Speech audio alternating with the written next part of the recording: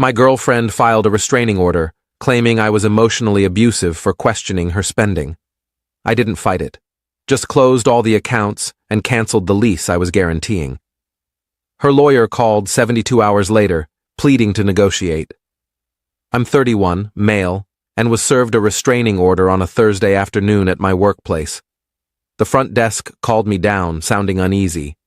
A process server handed me the documents with practiced indifference. My girlfriend, Lila, 28, of 3 years, had filed an emergency protective order, alleging emotional and financial abuse. Her proof?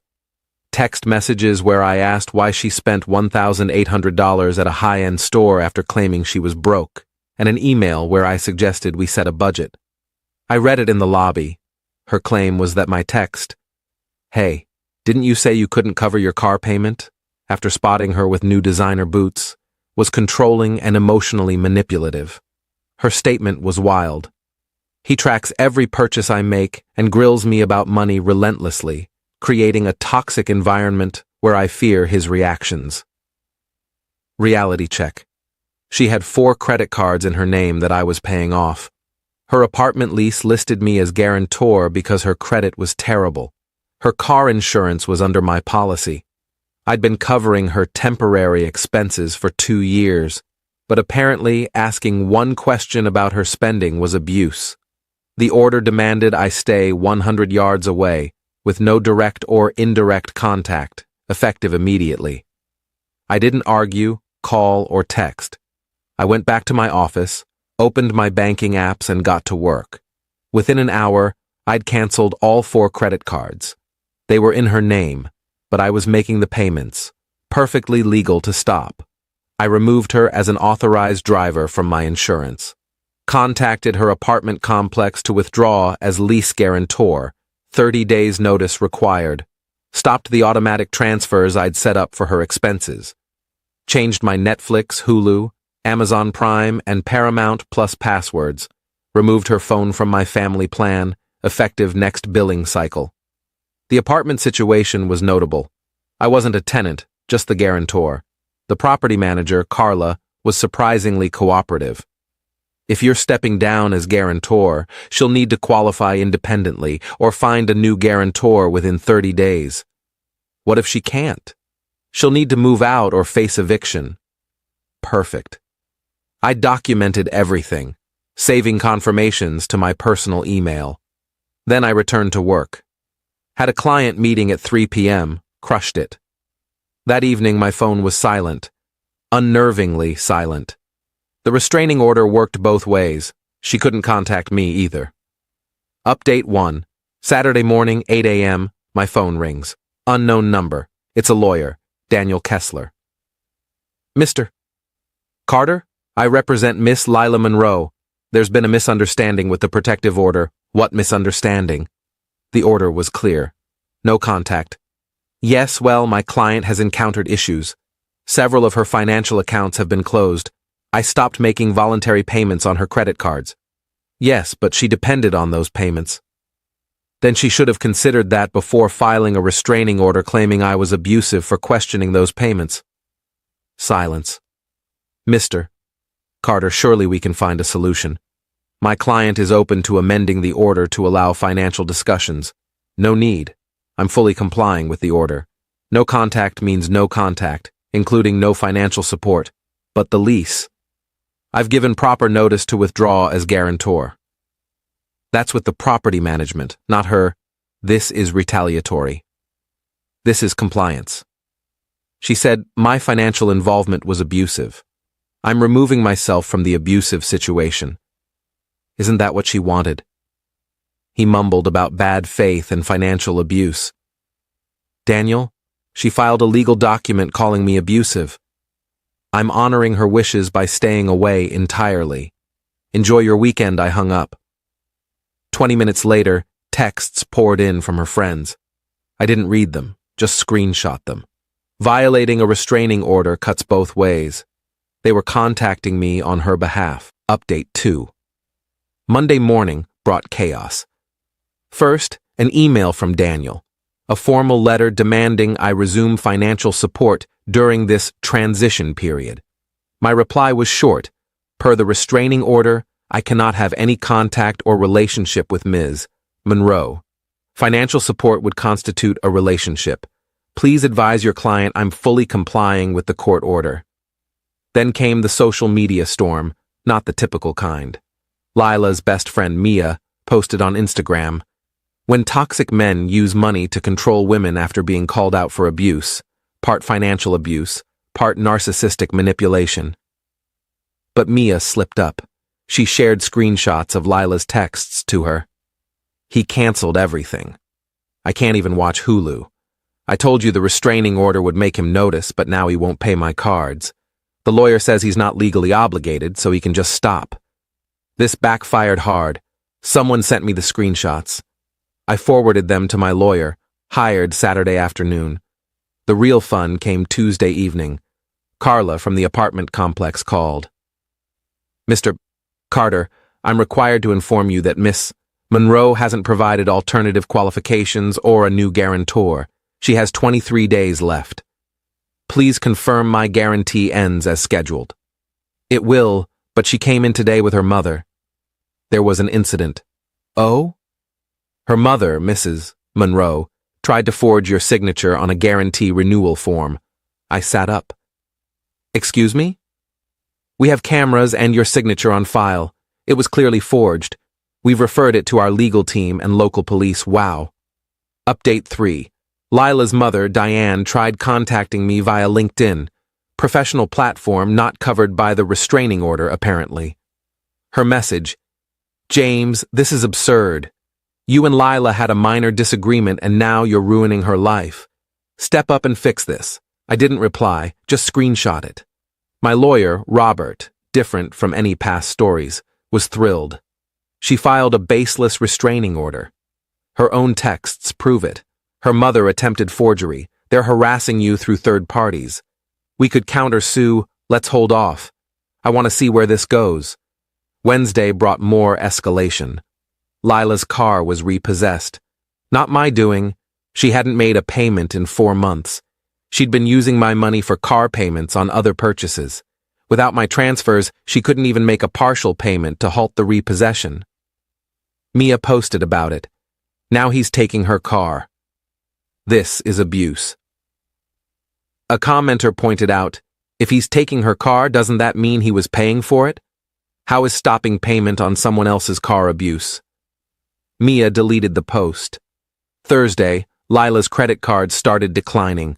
She'd maxed them out in 3 days of panic shopping, assuming I'd cave and pay them off like always. Daniel called again. "Mr. Carter, my client is willing to drop the restraining order." "I don't consent to that."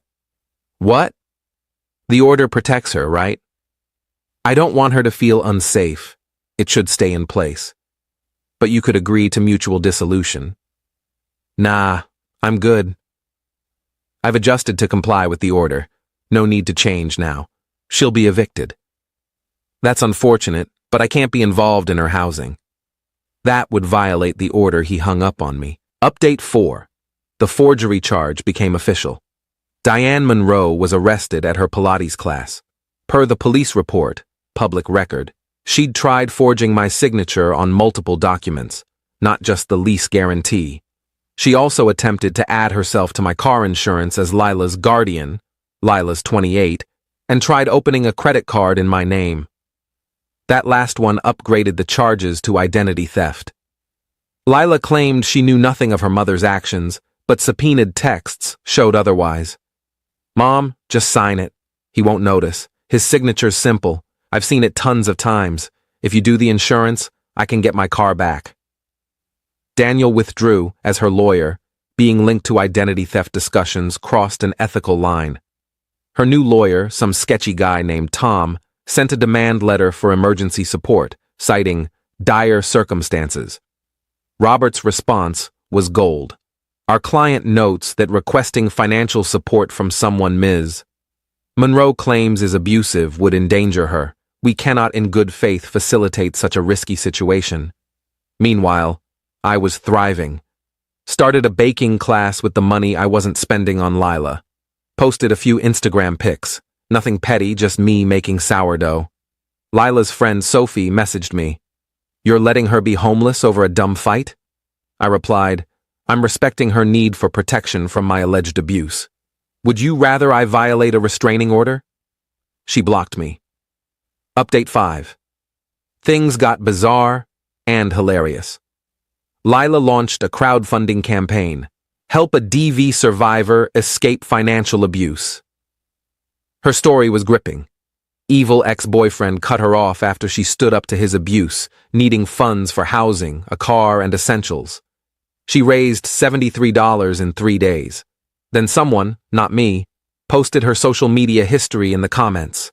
Designer purses, lavish dinners, spa weekends, all from the past year with captions like, "Grateful for a man who treats me right," and "When he surprises you with Gucci." The campaign was shut down for fraud. The best part? Her dad, Richard Monroe, divorced from Diane for a decade, contacted me.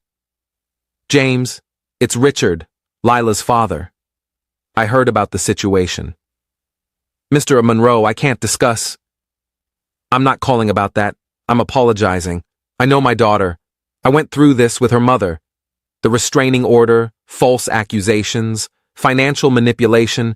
It's like deja vu. Diane had pulled the same stunts during their divorce.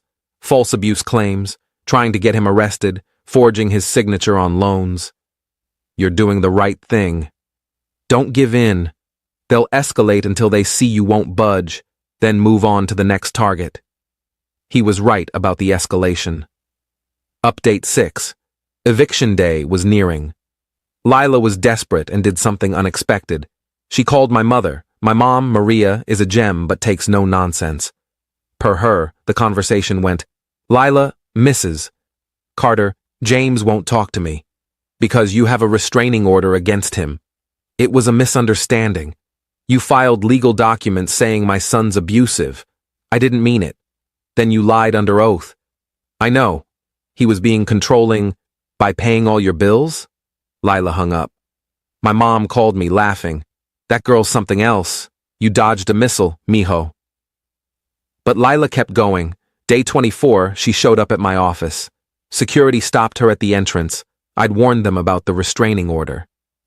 She caused a scene, sobbing about how I was ruining her life and just wanted to talk. Security called the police. She was arrested for violating her own restraining order. The irony, she spent a night in jail. Diane bailed her out and promptly held a press conference, seriously, outside the courthouse. 3 reporters showed up, likely expecting a slow news day. Diane ranted about financial abuse in relationships and men using money to control women. A reporter asked, "Ma'am, aren't you under indictment for identity theft and forgery?" "That's irrelevant. You allegedly forged this man's signature to steal money. How's that different from financial abuse?" "I was protecting my daughter by committing fraud." The press conference ended fast. The footage didn't air but was posted online, going mildly viral in legal circles as how not to handle PR during a criminal case. Carla called with an update. "Miss, Monroe was formally evicted this morning. She has 48 hours to vacate." "Did she find new housing?" "She applied to several places. All rejected her after credit and background checks." The arrest didn't help. I felt a brief pang of sympathy, then recalled her restraining order accusations, and it faded. Final update. The conclusion was almost underwhelming. Lila moved in with Diane, who's out on bail, in a cramped 1-bedroom apartment in a rough neighborhood, a big step down from the upscale place I'd guaranteed. The restraining order remains active. Lila tried to have it dismissed, but the judge, noting her violation, kept it in place for both parties' protection. Tom, her new lawyer, made a final plea. "Mr. Carter, Miss Monroe will sign a document admitting the abuse claims were exaggerated if you provide 6 months of financial support for her rehabilitation." "Rehabilitation from what?" "Financial adjustment distress." "You made that up." "She's suffering from consequences. This is cruel. This is accountability." He gave up. I ran into Mia at a grocery store. She tried to dodge into the produce aisle, but we locked eyes. "How's Lila?" I asked, genuinely curious. Mia looked uneasy. She's working retail, living with her mom. Good for her. She really cared about you. She got scared when you questioned her spending, scared enough to file false abuse claims? That was Diane's idea. She said it'd make you see how serious Lila was about needing space. Space for my questions, not my money. Mia cringed. Yeah, it sounds bad when you say it like that. How else would you say it? She had no answer. Later, I heard through mutual friends that Diane pleaded guilty to forgery, getting probation and community service. Lila's credit score tanked to 420. She's working at a retail store, living with Diane, and dating a new guy. She's already asking for financial help. The restraining order lasts another 9 months. Richard contacted me again. Heard you stood firm. Good job. She's already on to the next guy, Greg or something. Poor guy doesn't know what's coming. As for me, I took the $3,500 a month I was spending on Lila and boosted my retirement savings, started a solid investment portfolio, took that baking class, bought a high-end coffee maker, still had cash left. The restraining order is my favorite ironic keepsake. She filed it to manipulate me into compliance, but it gave me the perfect reason to cut her off entirely. No guilt, no arguments, no slow fade. Just an instant, court-ordered break. Her own tactic became my liberation. To anyone in a similar spot, when someone reveals their true self, especially through legal documents, believe them. Don't try to shield them from consequences. Don't feel bad for protecting yourself. If someone threatens a restraining order to control you, call their bluff. Comply fully, completely, totally. They want distance? Give them the whole galaxy. Sometimes the best way to counter manipulation isn't fighting. It's enthusiastic compliance that exposes their real motives. Lila wanted me gone, but my money to stay. The restraining order made that legally impossible. She outplayed herself with paperwork. Cool, cool. P.S. To the 3 people who messaged saying I was abusive for cutting her off, she filed legal documents claiming my financial support was abuse. I agreed and stopped it. If that's abuse, I'm confused about what she wanted. P.S. Yes, it's all legal. No, stopping voluntary payments isn't against the law. No, refusing to be someone's bank isn't abuse. Deal with it.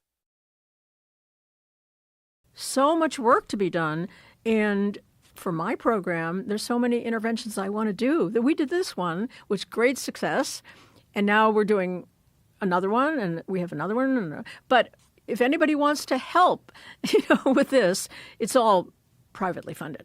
The government is not going to fund this. Right. Unfortunately. So, let me know if anybody comes to you and says, how can we help? And all that. Well, I'm sure somebody will reach out. Yeah. They usually do. The thing that I would imagine would be the response to something like this was that there are so many industries that are established already that require the use of all these compounds, all these chemicals, all these endocrine disrupting chemicals. And it's just everywhere. It's everywhere in everything. They use plastic in the production of so many different things. These things are leaching into our food. They're leaching into our clothes. They're leaching into all these various products that we use that contribute to these chemicals entering into our body, disrupting that. So like you're aware of glyphosate, I'm sure.